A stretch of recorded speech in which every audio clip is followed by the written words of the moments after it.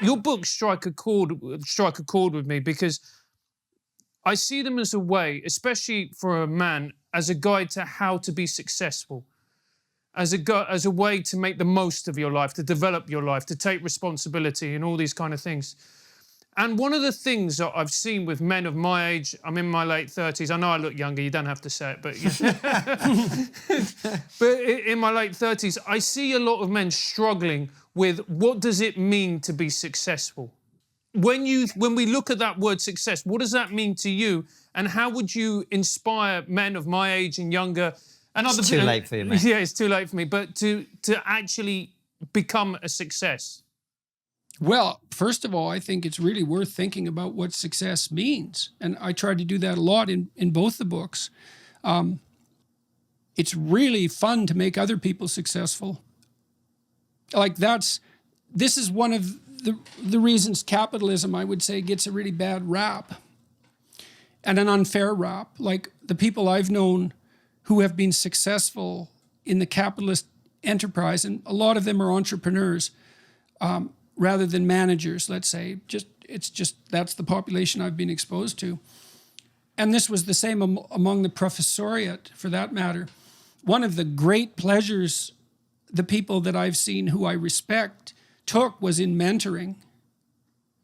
And so don't underestimate the radical satisfaction that's associated with helping other people develop. One of the reasons that good professors, and good businessmen love to be in the position they're in is because they can identify young people who are promising and open up doors of opportunity to them.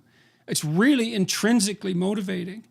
And so, when you think of capitalism, for example, or success as only a competitive enterprise, that's a real mistake, because there's that aspect of it that's there everywhere, in every enterprise I've ever seen.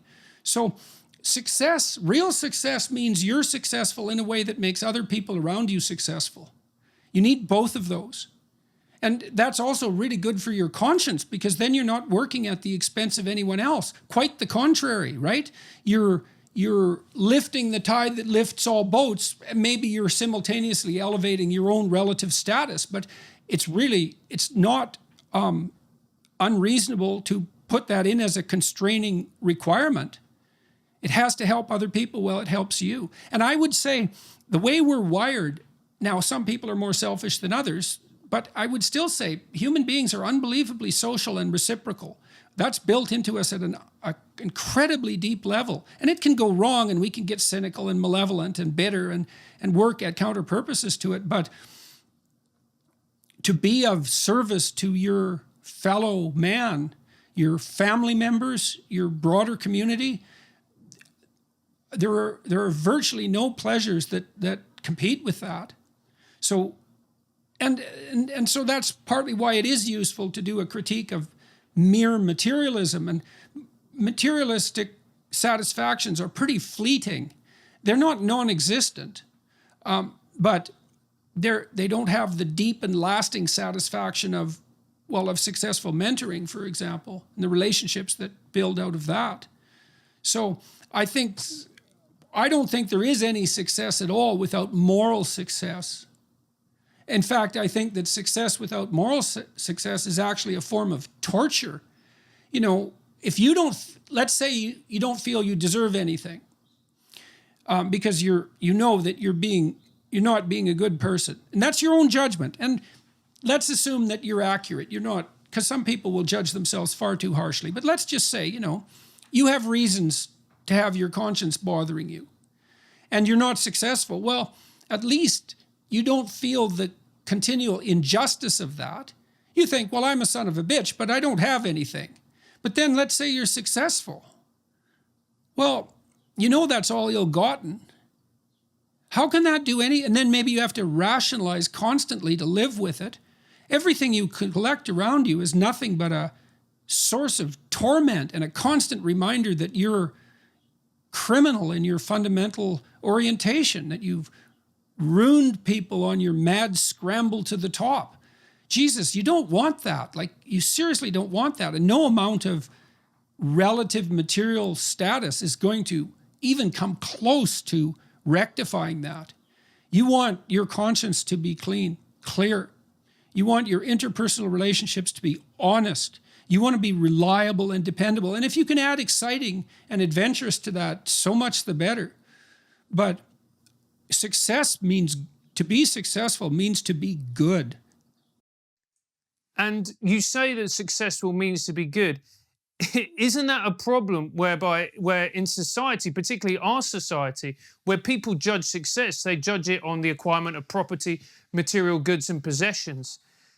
And therefore there's that imbalance where someone can be morally good and a fantastic person, but in a materialistic society seem to be a failure because they haven't acquired a great deal. Well, that definitely is a problem when you have productive people. That's a problem in how it's a measurement problem in some sense. You know, economic success is generally associated with intelligence and conscientiousness. So there is a rough correlation between ability, let's say, even moral ability, and success.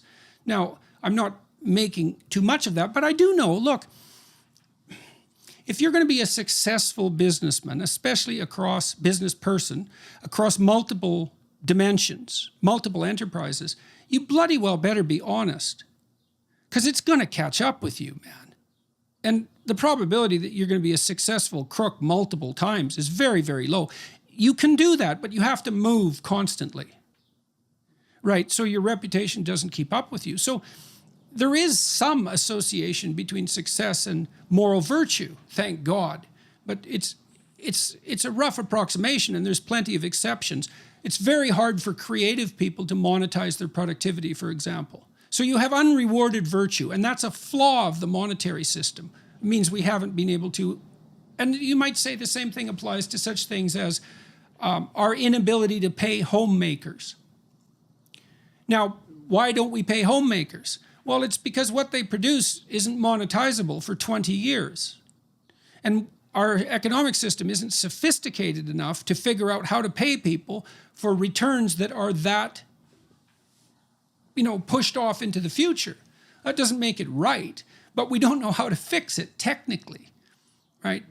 I mean, if you're a venture capitalist and you want to invest in something, you want a tenfold return on your investment within a handful of years. You can't afford to invest over a 20-year period. And so that makes it really rough on homemakers because we're not sophisticated enough to monetize it. So it's a measurement problem. But unless you can figure out a better way of doing it, you're stuck with what we've got.